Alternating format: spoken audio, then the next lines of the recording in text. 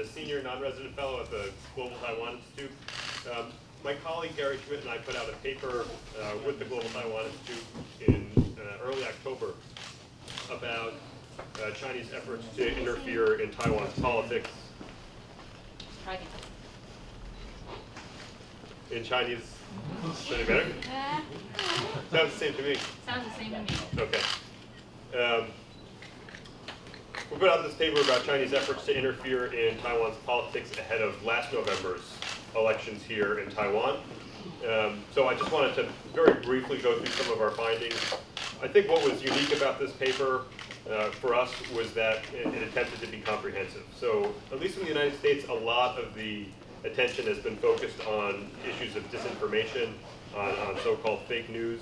We talked about that. We spent probably most of the paper on that, but we also talked about what we called old school influence operations, essentially influence operations that don't rely on modern technology. So just very, very briefly, and again, I'm happy to take any questions. I'll go through what we described as the nature of the problem. And when I talk about the problem, I see it as again, two baskets. So your misinformation and disinformation, and then your old school influence operations. On misinformation and disinformation, from a US point of view, some of these problems are familiar. So as you all know well, in 2016 we had our own challenges with Russia in particular, engaging in spreading so-called fake news on social media. That's been a problem here as well. Things go viral in Taiwan the same way they do in the United States, with consumers sharing information, sharing posts with social networks, with family networks, without doing their own fact-checking. What was unique to Taiwan is some of the disinformation we know now originated in China or elsewhere overseas. So there were dubious Facebook accounts with overseas IP addresses. We saw the buying and selling of BTT accounts on Chinese auction sites, all of which contributed to efforts to sow disinformation here in Taiwan. What is particularly unique to Taiwan is that the traditional media here has a tendency to amplify viral posts. Excuse me. So look, we describe this in the paper as a market saturation problem. There are a large number of TV stations, radio stations, newspapers here in Taiwan. That's led to a race to be first, and sometimes viral posts being reported on in traditional media before being verified. Taiwan also has a unique challenge, at least compared to the United States, when it comes to media ownership.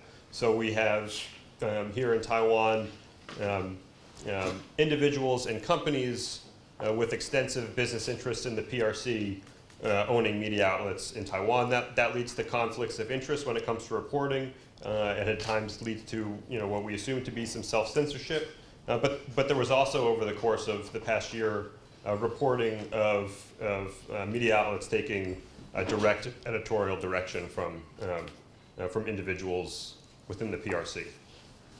When it comes to that old school influence that I mentioned, in our paper we looked at three particular problems. So first, we know that China mobilized its connections with organized crime. So things like, we saw criminal organizations doing things like paying people to attend rallies. There may have been some old-fashioned vote buying, we're not sure. Underground gambling rings offering good odds on favored candidates as a way of hopefully, I assume hopefully, affecting voting patterns. A key question for us, and one we don't have an answer to, is where was some of that money, or all of that money, coming from?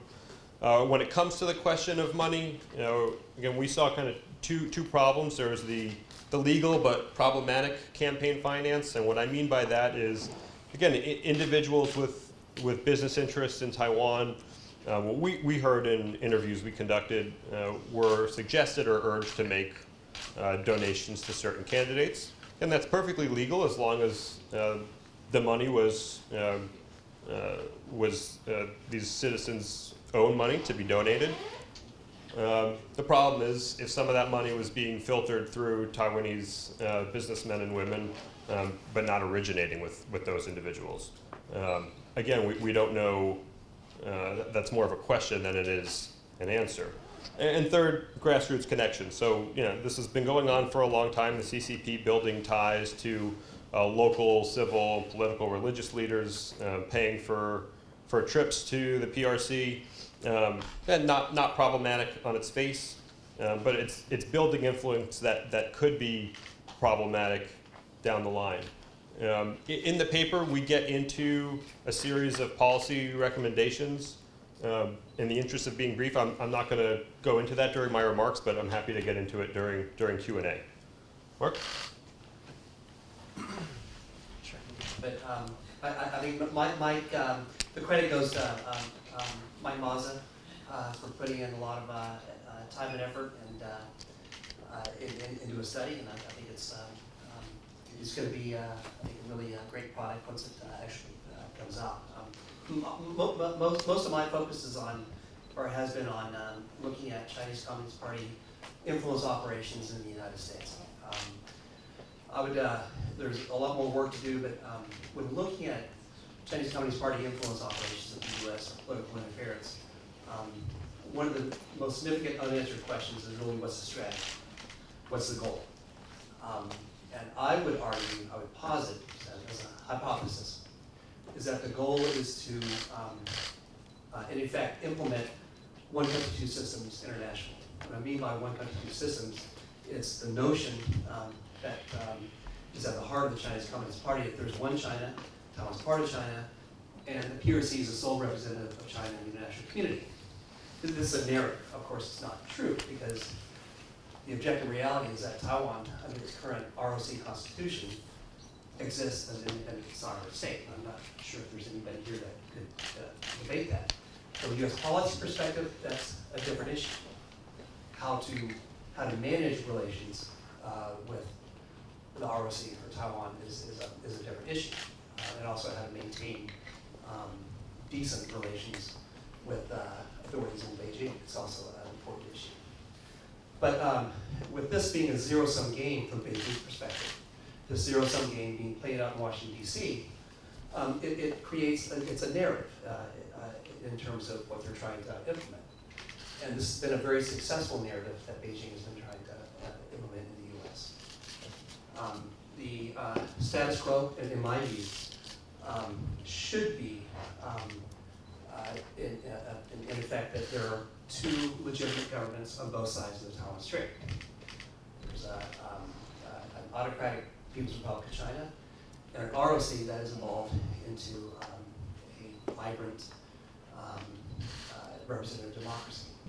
So, and this, in my view, is really the core of Chinese influence operations, at least in the United States. So with that, I will turn it back over to our hosts and perhaps open it up for questions. Give it a best shot at trying to answer. Okay, thank you, Michael and Mark. So right now we're open for the questions. So yes, please. Please identify yourself and let us know your question goes to Mark. 我是优传媒，我是 Kelly。那 I might need a little bit of help with this. So Kelly is asking Project 2049 and Prospect Foundation has a cooperation. 2049计划是有预计在美国这边做一些国会议员的游说的工作。国会议员游会，就是台美的民间。They're going to lobby. They're 台 going to 美 lobby the congressmen. 台美的民间智库有这样的一个讨论，然后现在去请美国的国会议员做一些游说，这样。So basically, they say that Project 2049 is going to cooperate with AIT, right? No, not AIT. Prospect Foundation. Prospect, yeah. Prospect, and Foundation, they will ask, they will lobby the congressmen to propose that China and the United States to sign an official. No, not China and the United States. Taiwan and Taiwan. ROC, yeah. Yeah. yeah, it's Taiwan and the United States. May, To sign official documents. yeah, and make regarding- AIT become an official unit, you know. Yeah. Have this kind of discussion. Your English is pretty good. Yeah. I'm very familiar with this. Okay, nice. Very familiar. I can, that's it. I appreciate the question.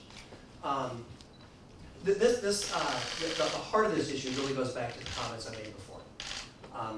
It really goes back to a study that we published that was sponsored by, and we're very appreciative of, by a private foundation in New York City called Smith Bridgeson Foundation, where they sponsored a study that we spent 5 years working on to look at future policy options for the United States and the Taiwan Strait.